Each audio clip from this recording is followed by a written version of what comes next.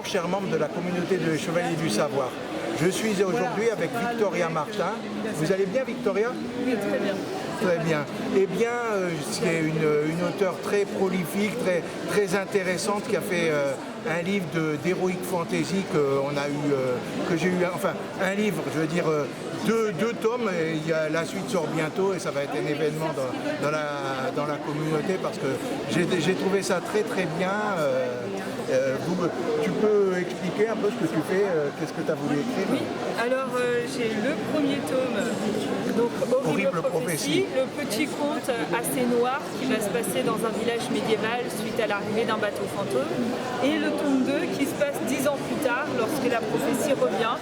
Là on va partir carrément à l'aventure sur les mers dans un monde d'archipel avec des pirates et toute la partie fantaisie médiévale, maritime, voilà, avec l'intrigue de cette prophétie qui revient de façon cyclique. Ouais, c'est vraiment très intéressant. C'est une héroïne qui a un côté assez sombre, assez noir aussi. Oui, c'est vrai. Très intéressant. C'est-à-dire que dans le premier, en fait, on va la voir complètement changer à cause justement de ce bateau fantôme qui arrive au village et qui déclenche l'horrible prophétie. Donc il y a un certain nombre d'événements qui vont changer les choses.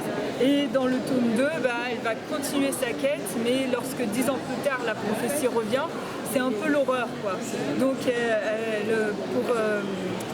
pour arriver au bout, pour s'en débarrasser définitivement, elle décide de prendre la mer et de résoudre ça une bonne fois pour toutes. D'ailleurs, je me semble, alors je le dis, je ne vais pas cracher au lait, c'est vrai que j'ai eu beaucoup de plaisir, mais je l'ai lu il y a quand même peut-être 5 ou 6 mois, donc j'ai peut-être un peu oublié, mais il me semble en plus qu'un des changements, c'est que dans le premier, on doit conquérir le pouvoir et aller au pouvoir dans le 2 quand la prophétie revient. C'est bien ça, un règne sur le royaume. Oui, enfin, pas tout à fait. Pas tout à fait. Pas tout à fait. C'est juste qu'il y a un petit côté philosophique sur le pouvoir dans le premier tome. Donc effectivement, le royaume ne fait pas grand-chose par rapport à cette situation de crise de l'horrible prophétie. Et est-ce que d'ailleurs Nora va en profiter. Et dans le deuxième, on la voit effectivement au début du roman reine, et elle décide de tout abandonner, de s'embarquer sur un navire pirate pour... Voilà, elle décide de tout abandonner en quelque sorte pour chasser la prophétie. Et je me suis demandé aussi si ce conte philosophique, ça faisait pas un petit peu allusion à nos politiques du moment, un tout petit peu, sans bien sûr faire mais on dit que les gens par rapport à les politiques actuelles qui font pas grand chose par rapport à la crise, est-ce qu'il y avait un tout petit quelque chose de ça aussi? C'est par rapport au pouvoir en général. Ouais, donc j'avais écrit la nouvelle juste après avoir lu Machiavel, donc forcément ça m'a influencé. Et mais ça fait quand même un petit moment que je l'ai écrit, donc c'est pas par rapport aux politiques de maintenant. Ouais. Après c'est vrai que quand il y a qui que ce soit, je veux dire, ce n'est pas ni de gauche, ni de droite, ni d'extrême, c'est vraiment par rapport à ce qui règne maintenant. On a l'impression que c'est un peu comme Machiavel, on voit qu'il avait raison, parce que j'y ai décelé ça. Toujours les situations, quelles que soient les époques, finalement, on retrouve toujours les mêmes situations, avec ceux qui ont du pouvoir et ceux qui n'en ont pas.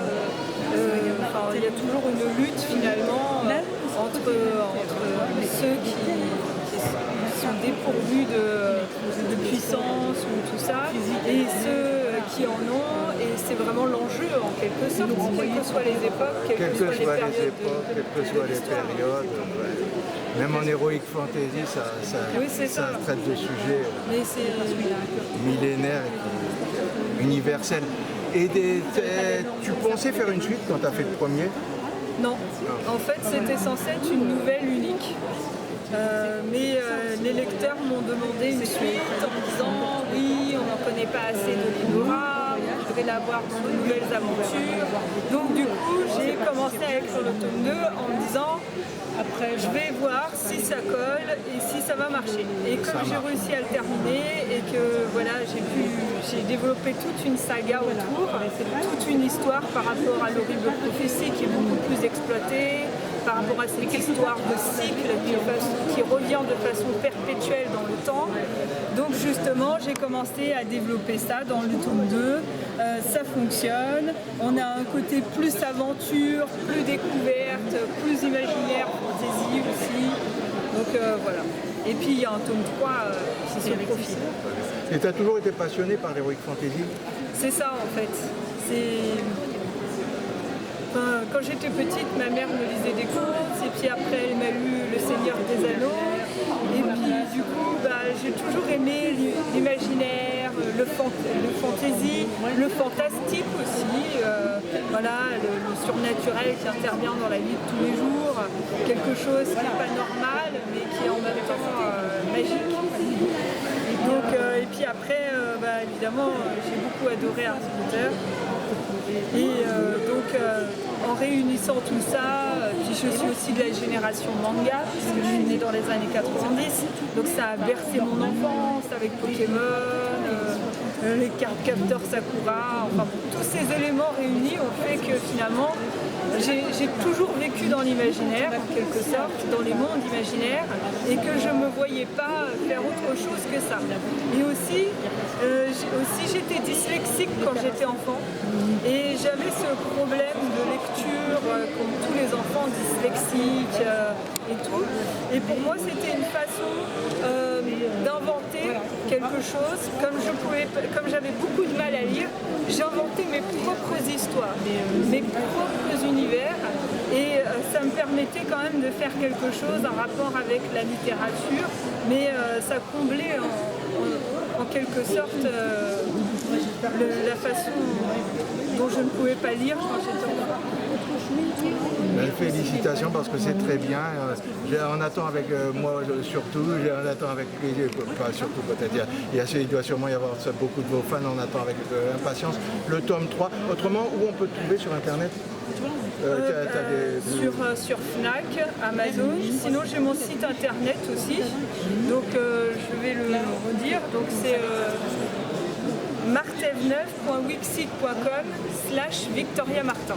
Et sur Facebook aussi, je pense. Parce que, ça c'est mon site internet officiel. Sur Facebook, vous pouvez m'écrire un message privé et à ce moment-là, je vous envoie les livres dédicacés avec des frais de port assez bas. Ça, il n'y a pas de problème.